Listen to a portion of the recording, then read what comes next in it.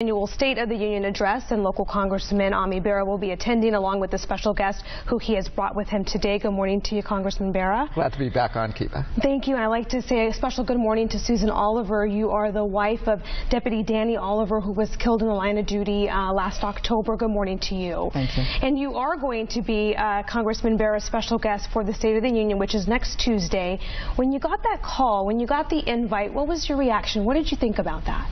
Well, I was extremely honored that I was being invited. I know it's a once-in-a-lifetime thing for me, so I was extremely honored and without hesitation said yes.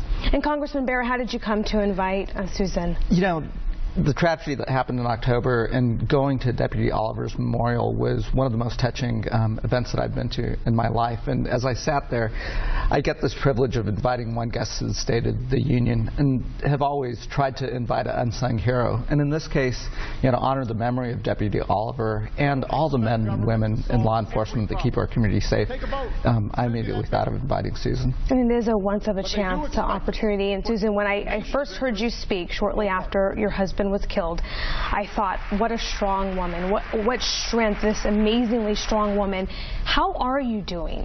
You know, I hear that a lot about being strong, and I think I've touched on this before.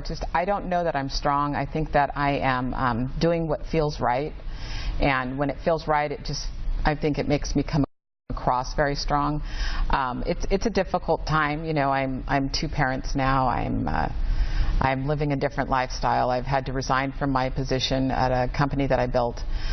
So my life pretty much turned upside down with a whole new focus. So it's very difficult. And for the most part, I guess I look strong, but there are moments I'm not, that's for sure. Of course, and you're trying to be strong, and you're saying two parents, you have two daughters. Right, I do. And this is a new normal for them now. This is their life. Right, right. And so I'm trying to focus on them as my primary goal, to get them to feel as though, you know, their father's legacy is living on, and so those are my important items, is just to make sure his legacy is remembered and that he's never forgotten. And as you travel on Tuesday with Congressman Bera to the State of the Union address, I got to ask you, Congressman Bera, what do you expect to hear from the President on Tuesday? You know, I hope the President continues to lay out this agenda of rebuilding a middle class that works for America. You know, we talk about economic recovery, but for far too many folks in our community and across this country, they're not feeling it, and we've got to rebuild that opportunity where if you work hard enough, if you play by the rules, you can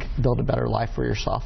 We also talked about, we've been hearing him talk about immigration lately, trying to provide possibly free first year of college for some students who are willing to work for it, paid sick leave, a lot of hot topics that have been thrown out there recently. Yeah, there's a lot out there, so we're looking forward to seeing what the President lays out in his agenda for these next 2 years.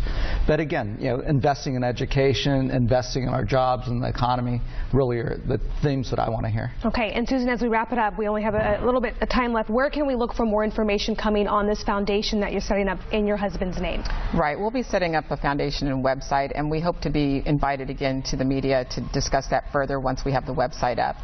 And it's to help improve communications between the communities and law enforcement, because there's been a real lack of trust recently, and so we need to rebuild that and repair it. And that is where my focus is, to make my husband's legacy live on. Okay, please let us know. You name the day, and we will definitely have you back on. Let's put up the information for Tuesday. Those are going to be looking for the President to speak. His State of the Union address will be Tuesday. It's January 22nd, 6 p.m., and it will happen right here on News 10. Thank you both for coming this morning. Thank you.